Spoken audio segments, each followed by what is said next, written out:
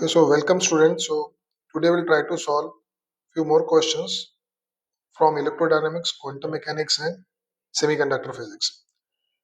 Now we'll see on screen there is a scalar field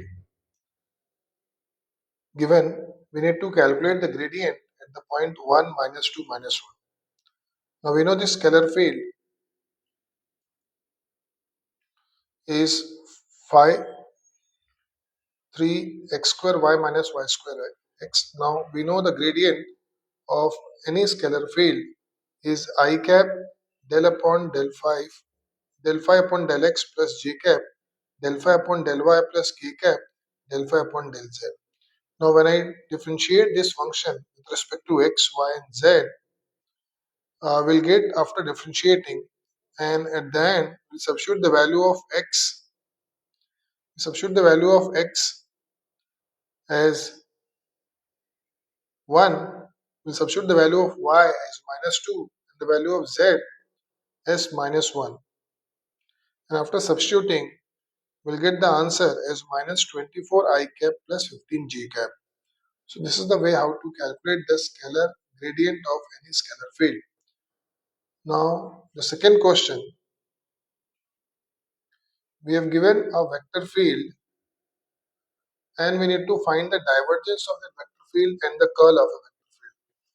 Now we know the formula for finding the divergence of any vector field is dou by dou x component of this vector function, dou by dou y component, and dou by dou z component.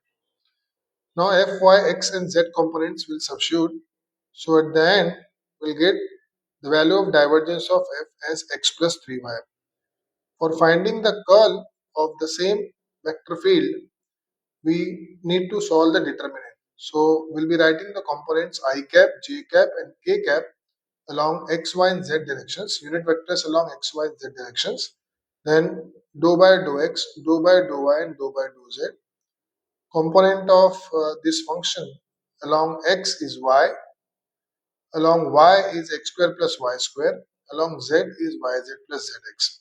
So when we solve this determinant, at the end we'll get this value as z I cap minus z j cap plus 2x minus 1 k cap. So let's move towards the next question. Question number 3, where we need to calculate the de Broglie wavelength of an electron which is accelerated by a potential difference 150 volt. So we'll be using this formula of finding the wavelength is Planck's constant divided by 2m mass of electron, charge on electron and potential difference. So potential difference is given 150 volt, mass of electron is 9.11 into 10 to the minus 31, charge on electron is 1.6 into 10 to the minus 19. So when we substitute, we'll get this value.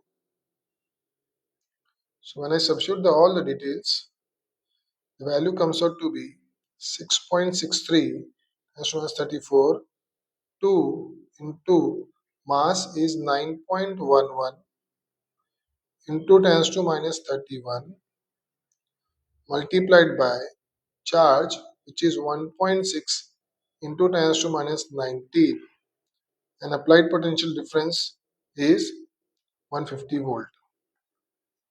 All these quantities will be under the square root. When we solve the square root, the value of this wavelength comes out to be 1 angstrom.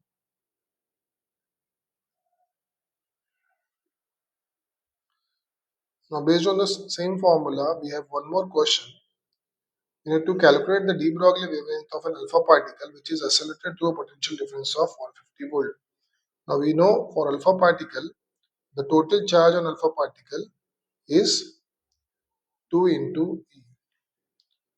So one electron charge is 1.6 into 10 to minus 19 coulomb.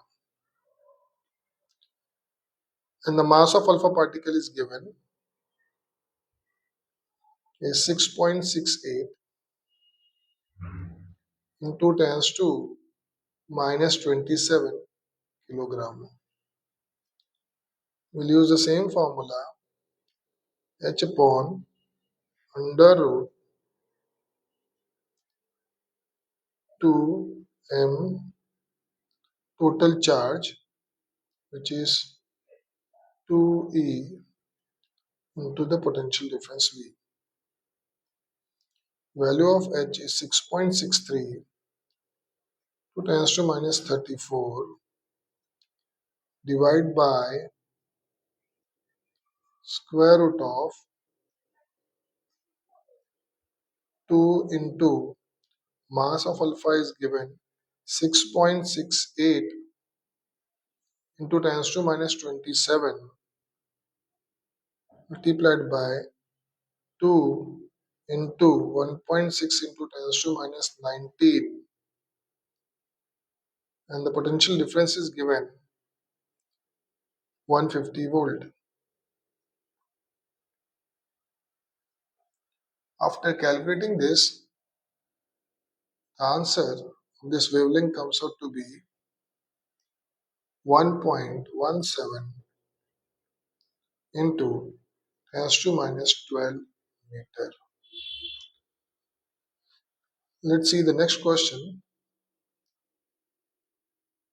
A neutron of mass 1.67 into 10 to minus 27 moving with the kinetic energy 20 kilo electron volt, we need to calculate the de Broglie wavelength. So we use another formula in terms of kinetic energy as lambda equals to h upon under root 2m into e. But before substituting, we need to convert this energy from kilovolt electron volt into joule. So we'll write this as kinetic energy is 20 into 10 to 3. 1 electron volt is 1.6 into 10 to minus 19 joule. So whatever we get, it will be in a joule. Now we can substitute the value 6.63 into 10 to minus 34 divide by square root of 2 into mass of neutron is given 1.67 into 10 to minus 27 kilogram multiplied by the energy is 20 into 10 to 3 into 1.6 into 10 to minus 19. So when we calculate, the value of wavelength will be 2.027 into 10 to power minus 13 meter. Solution of finding the wavelength. Now the next question 6, that if the uncertainty in position of an electron is 4 into 10 to minus 10 meters. So we have given delta x is 4 into 10 to minus 10 meter. Calculate the uncertainty in momentum. So we know the uncertainty formula delta x delta p greater than equals to h upon 2 pi. So to find out delta p, which is greater than equals to h upon 2 pi delta x, let's substitute the value. So greater than equals to 6.63 to 10 to minus 34 divide by 2 into 3.14 into the value of delta x is given 4 into 10 to minus 10. Then we'll get this delta p greater than equals to 2.639 into 10 to minus 25 kilogram meter per second. Now the seventh question on our screen. An electron has a speed of 400 meter per second. So we have given the speed of electron is 400 meter per second. Uncertainty in its velocity So we have given delta V is 0.01. Delta V upon V we have given 0.01%. So 0.01 divided by 100. And delta V upon V is this uncertainty. Therefore, delta V will be 0.01 divided by 100 into V, or this uncertainty in velocity will be 0.01 divided by 100 into V is 400. So uncertainty in velocity is 0.04. Now we use uncertainty principle delta x delta p greater than equals to h upon 2 pi. We can also write this momentum as mass into velocity. So mass into uncertainty in velocity greater than equals to h upon 2 pi. Therefore, the delta x will be h upon 2 pi mass into delta v. So delta x greater than equals to the value of h is 6.63 into 10 to minus 34 divide by 2 into 3.14 into mass is given, mass of electron we know 9.11 into 10 to minus 31, and uncertainty in velocity 0.04. So when we calculate, the delta x is greater than equals to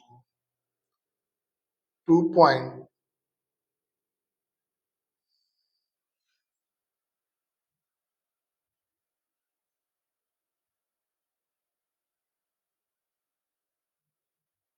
delta x equals to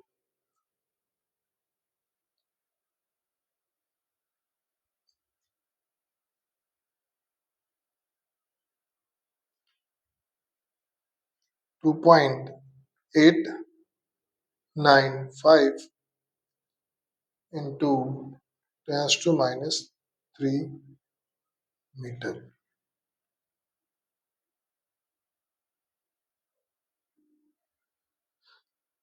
Let's move towards the next question. An electron bound in one-dimensional potential well of width. So we have given width, that is A is given 2 Armstrong. We convert 2 Armstrong in meters, so 2 into 10 to minus 10 meter. Infinite height, its energy value in ground state. So we know the energy state of any electron which is bounded is an En equals to n square h square divided by 8ma square. For ground state, we'll take n1. The ground state, the value of n, so equation will become E1 equals to 1 square h square divided by 2ma square. Therefore, 6.63 into 10 to minus 34 square divided by 2. Mass of electron is 9.11 into 10 to minus 31. Value of A is 2 into 10 to minus 10 square. So when we calculate, the value comes out to be 0. So for ground state E1, the value comes out to be 0.15 into 10 to minus 17 joule, which we need to convert in electron volt. So to calculate this in electron volt, we'll divide it by 1.6 into 10 to minus 19. So we'll divide it by 1.6 into 10 to minus 19. So the answer will get in electron volt So the ground state energy will be 9.375 electron volt. Similarly, I can find the energy of first excited state. So first excited state will take n equals to 2. And when we substitute, E2 comes out to be 2 square multiplied by h square upon 8ma square. So when we calculate, this comes out to be 37.68 electron volt. Similarly, for second excited state, we'll substitute n equals to 3. So the energy of second excited state will be 3 square into E1, which comes out to be 84.37 electron volt. Let's move to the next question. Calculate the probability of an electron occupying an energy level 0.02 electron volt above the Fermi level at 200 Kelvin and 400 Kelvin. So what we have given the energy above the Fermi level. So we can write this E minus EF is 0.02 electron volt, which we need to convert in joule. So I'll write this as 0.02 into 1.6 into 10 to minus 19 joule. Now we know the Fermi energy 1 upon Fermi distribution function 1 upon 1 plus e raised to E minus EF divided by K into T. So at temperature 300 Kelvin. So at temperature 200 Kelvin, we substitute the details. So the Fermi Fe will be 1 upon 1 plus e raised to, at the place of E minus EF, we substitute 0.02 into 1.6 into 10 to minus 19 divide by K. The value of K is 1.38 into 10 to minus 23. The value of T is given in Kelvin, which is 200. So when we calculate, this comes out to be 1 upon 1 plus e raised to 0.0116 into 10 to 2. So the value of Fe will be 1 upon 1 plus e raised to 1.16, which is 0.239. Similarly, we can calculate at temperature 400 Kelvin. So at temperature 400 Kelvin, when I substitute the value, Fe will be 1 upon 1 plus e raised to 0.58. Only the value of T varies, which is around 4 into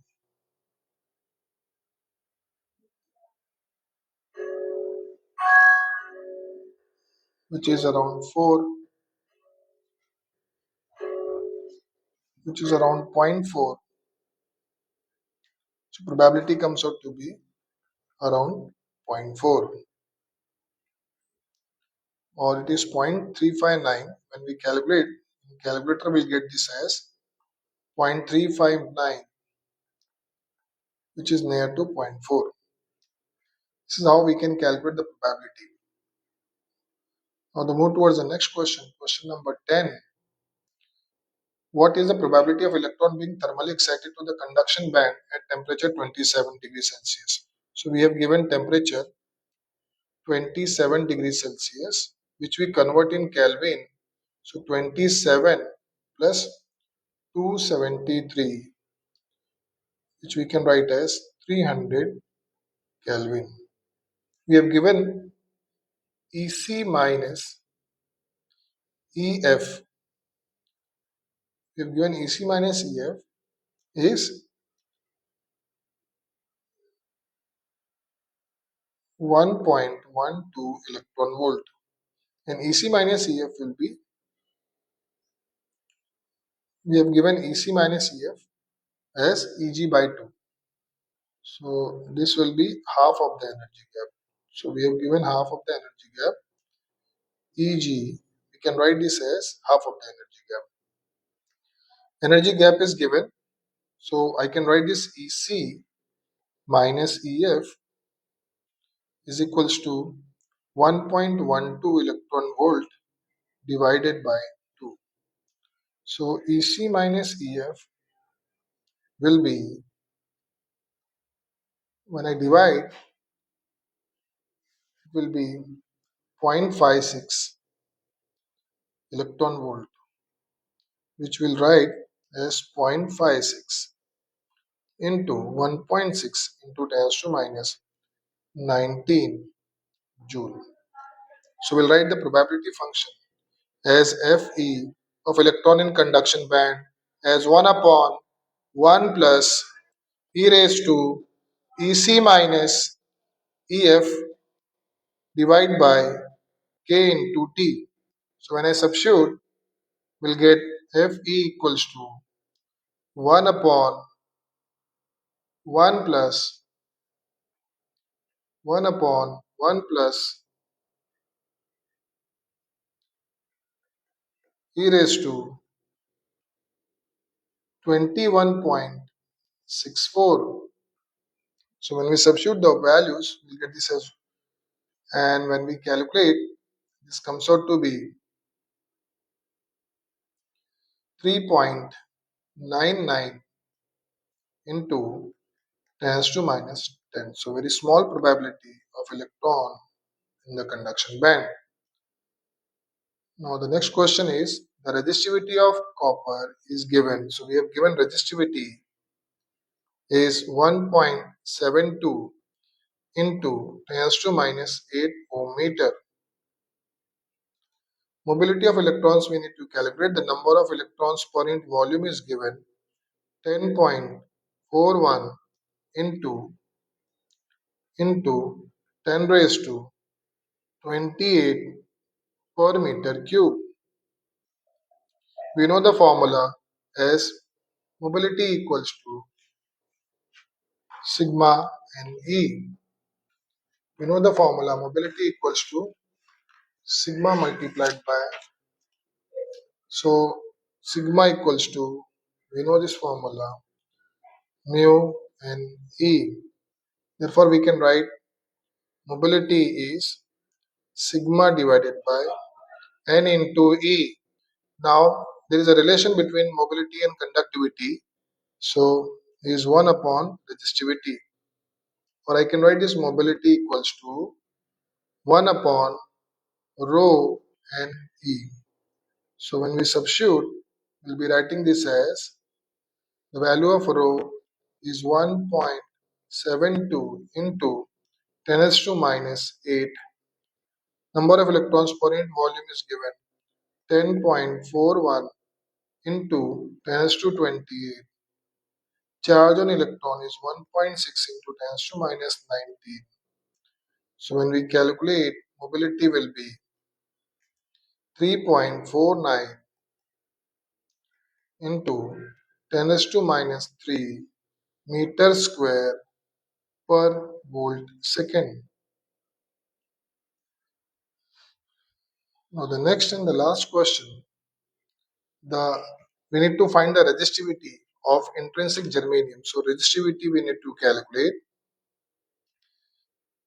At 300 Kelvin, density of carrier is given. So intrinsic carrier density is given 2.5 into 10 to 19 per meter cube.